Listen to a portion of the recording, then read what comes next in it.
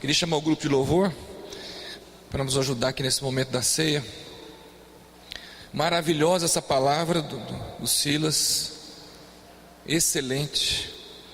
Silas foi muito usado nessa manhã para a minha vida, tenho certeza para a vida de vocês. Uma bênção, viu, Silas?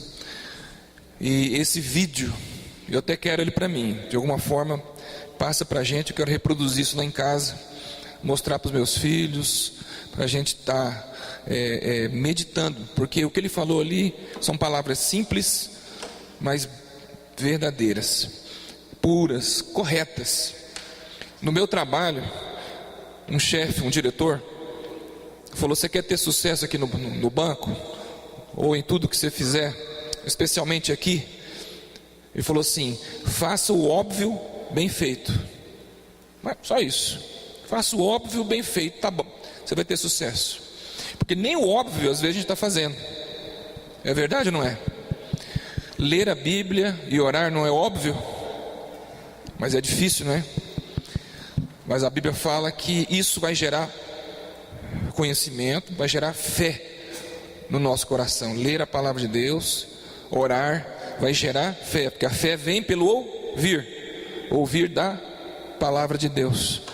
Então, ouça mais a Bíblia. E a Bíblia também fala que nós homens erramos por duas coisas: por não examinar as Escrituras, não examinar, não ler, não estudar, e por não conhecer o poder de Deus. E se você não lê a Bíblia, se você não estuda, ou se você não ora, você não conhece o poder de Deus. E as duas coisas levam o homem a errar.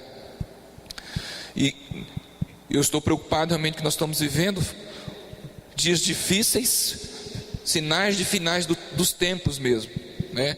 Como o Silas falou, a igreja se desvirtuando, né, do caminho e do propósito. Às vezes a gente preocupa com os nossos filhos, com os jovens, né, os que estão nascendo hoje, como será o mundo deles daqui a algum tempo. Mas se tiverem firmados nessa palavra, estudando, orando a palavra de Deus, a gente tem assim muito mais certeza de que eles estarão trilhando o caminho da verdade. Leia a palavra de Deus, porque isso vai gerar fé. E a palavra de Deus diz que quando Jesus voltar, faz uma pergunta: encontrará fé na terra? Ou seja, as pessoas não estarão lendo a palavra de Deus, não estarão orando, porque não vai ter fé na terra. E isso enquanto a igreja estiver aqui. E nós somos essa igreja, então estejamos atentos a essa palavra. E antes de ministrar a ceia, ela está sendo preparada. Queria falar rapidamente sobre a ceia, porque ela é muito importante para nossas vidas, né? Jesus morreu para que nós tivéssemos vida. Jesus morreu e ressuscitou. É isso que é a grande, né? O grande acontecimento de Deus, o grande amor de Deus para nós e o grande poder de Deus revelado nessa palavra, né? A Bíblia fala que através de Deus nós vivemos. Presta atenção só nessa parte, ó. Através de Deus nós vivemos, nos movemos e existimos, certo? Em Deus, fora dele não acontece isso. Então em Deus nós vivemos, estamos vivos aqui, nos movemos e existimos. Está na Bíblia. E tem uma passagem na Bíblia que fala que nós fomos extraviados. Se nós fomos extraviados de Deus em algum momento, e é só nele que nós vivemos, movemos e existimos, era para nós estarmos mortos, sem vida, na queda, na escuridão, na inexistência, certo? Só através de Deus nós vivemos, movemos e existimos. Se um dia nós somos extraviados de Deus, não era para nós estarmos aqui, certo? Mas nós estamos aqui. Então aconteceu alguma coisa no universo. E o que aconteceu? A graça de Deus, que a gente chama de favor não merecido. Jesus, né? Deus arrumou um plano e prestou um serviço para a humanidade, fazendo com que Jesus viesse, existisse nesse mundo, pregasse a palavra de Deus, fizesse os milagres que precisavam fazer, morreu injustamente sem pecado, para que nós tivéssemos vida. Enquanto o sangue dele descia e vertia naquela cruz, e ele morria e depois ressuscitava. Ele estava perdoando os nossos pecados. E aquele abismo que existia entre Deus e o homem, foi criada uma ponte. E hoje eu tenho livre acesso ao Pai através de Jesus Cristo, porque Ele diz que Ele é o caminho, a verdade e a vida, e ninguém vai ao Pai se não for por Ele, né? Ele não é um caminho, como existem vários caminhos. Existem muitos caminhos que ao homem parece direito, mas ao final deles, ao cabo deles, é caminho de morte, diz a palavra.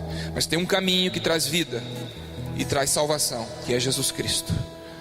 Então, nesse momento da ceia, queria ler uma palavra. Abra sua Bíblia em 1 Coríntios, um versículo, um capítulo conhecido, mas assim como a ceia do Senhor é conhecida, mas é um memorial. O que é um memorial? A gente está fazendo isso em memória de Jesus Cristo. No Velho Testamento, quando o povo passou o Mar Vermelho e venceu aquele exército, né, de Faraó, Deus instituiu a Páscoa, e naquele momento eles faziam uma festa da Páscoa para comemorar aquela vitória, para celebrar, para que todos eles lembrassem daquele grande feito que Deus havia feito com eles. E muitos não lembravam e morreram, não chegaram lá à terra prometida. Quando Jesus morreu, Deus mandou instituir, fala assim: fazei isto em memória de mim. É o mandamento, fazer. E nós estamos fazendo aqui hoje é relembrar a morte de Jesus até que Ele venha, diz a palavra de Deus. Fazer isso sempre, para a gente possa gerar fé no nosso coração, saber que Jesus morreu para pagar os seus pecados. E hoje você basta arrepender dos seus pecados, ajoelhar no seu quarto, qualquer lugar, ter um coração contrito, que Deus ama, um coração contrito, pedir perdão a Deus e se arrepender dos seus pecados e ter uma nova vida com Jesus. E aqui no capítulo 11 da Bíblia fala assim, antes de ler o começo, fala assim, no 27: por isso, aquele que comer o pão ou beber o cálice do Senhor indignamente será réu do corpo e do sangue do Senhor. Examine-se, pois, o homem a si mesmo, e assim coma do pão e beba do cálice.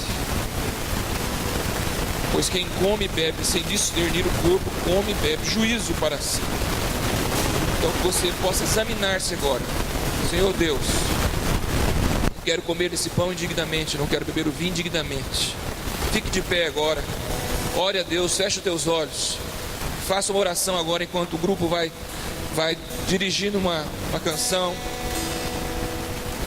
Vai orando agora, se arrependa dos seus pecados, peça perdão a Deus e possa comer de um modo digno. Amém? Fecha os teus olhos. Não há Deus maior. Senhor Deus, em nome de Jesus, perdoa os nossos pecados, Pai. O sangue de Cristo cubra agora a tua igreja, cubra a minha vida, cubra a vida da minha família, cubra a vida da tua igreja agora, em nome de Jesus. Espírito Santo de Deus, vem agora, faça morada em nós, como nosso Deus. em nome de Jesus. Não há Deus maior, não há Deus melhor, Não há Deus tão grande, não há Deus tão grande como nosso Deus. Criou o céu, criou a terra, Aleluia, Jesus. criou o sol. É Espírito e as Santo agora, estrelas. trabalhando na mente e no coração da tua igreja, trazendo discernimento e entendimento. Tudo formou Amém, Jesus. para o seu louvor, para o seu louvor, para o seu, para o seu, para o seu louvor. Amém. Levante o pão. E vamos orar agora. Pai, em nome de Jesus, obrigado, Deus, por esse momento. Obrigado por esse memorial, Pai, que o Senhor instituiu na tua igreja, para que hoje nós possamos lembrar, e sempre que estivermos ceando na sua casa, lembrar de Jesus Cristo, lembrar que precisamos de Jesus, lembrar que nós temos Jesus, lembrar que nós devemos ter relacionamento com esse Jesus, com esse Deus, assim como foi pregado nessa noite. Não preocupar com o tamanho desse problema, com o tamanho desse gigante, se Jesus está conosco e Ele vence por nós todas as batalhas.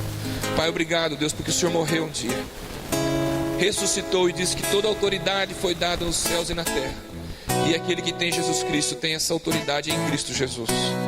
Obrigado por esse amor maravilhoso, Jesus. Que possamos comer agora esse pão. Você possa agora, meu irmão, distribuir, reparta o pão agora, porque isso é comunhão, e Jesus queria comunhão entre as pessoas naquela noite que ele foi traído. Reparta com seu irmão agora e profetiza na vida dele o amor de Deus, a paz de Deus, a comunhão do Espírito Santo conosco.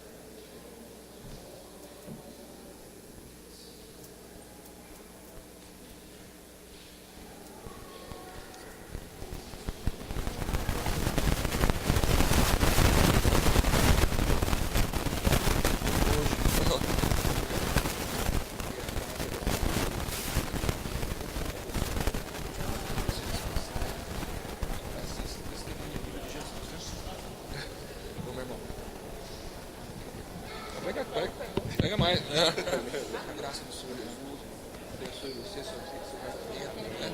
Seus negócios, seu trabalho, os nossos. Amém? Em nome de Jesus. Você é um vaso de Deus usado pelo Senhor. Ó, sobrou um. Deus abençoe grandemente a sua vida, viu? Você tem uma voz maravilhosa. Que o Senhor continue te usando grandemente nesse ministério como uma adoradora, né? Uma adoradora, uma nova visão de adoração para você na sua vida.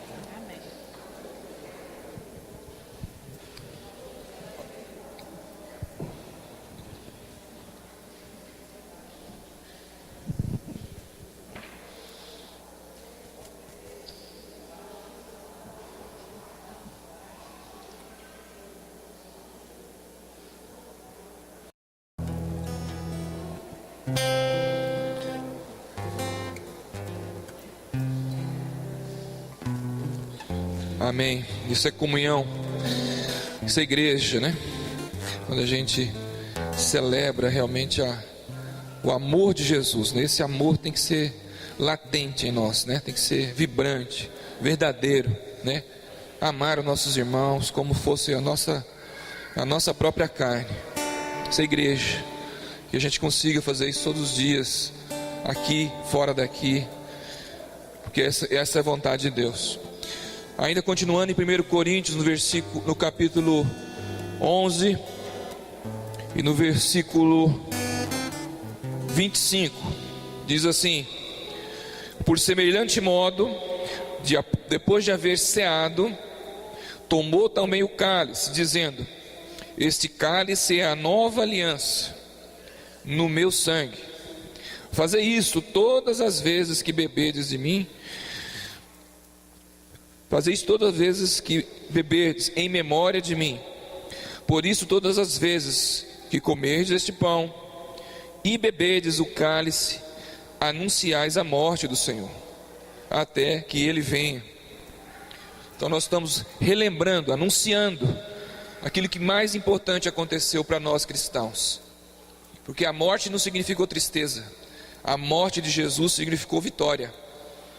E através da morte de Jesus, nós temos redenção, nós temos vitória, porque nosso Deus é um Deus que está vivo, né? Não é como um Deus de barro, não é um Deus que foi enterrado num túmulo e está lá, não é um Deus de pedra, né? não é um Deus de madeira, é um Deus de carne e de sangue, que morreu, ressuscitou, está no céu à direita de Deus Pai, intercedendo por mim e por você. E esse Jesus que nos salva, que cura e que liberta. Então que agora você possa beber desse cálice, lembrando desse sacrifício, né? Do sacrifício de Jesus naquela cruz, o amor tão grande, uma pessoa inocente, que veio para sofrer, que veio para morrer, e morte de cruz, né? Ele foi imolado, diz a palavra de Deus, imolado e foi dado em sacrifício por alguém. Isso não tem amor maior do que você morrer por alguém, fazendo um sacrifício por ela. Jesus fez, amém? Beba agora esse cálice, esse vinho em memória de Jesus Cristo.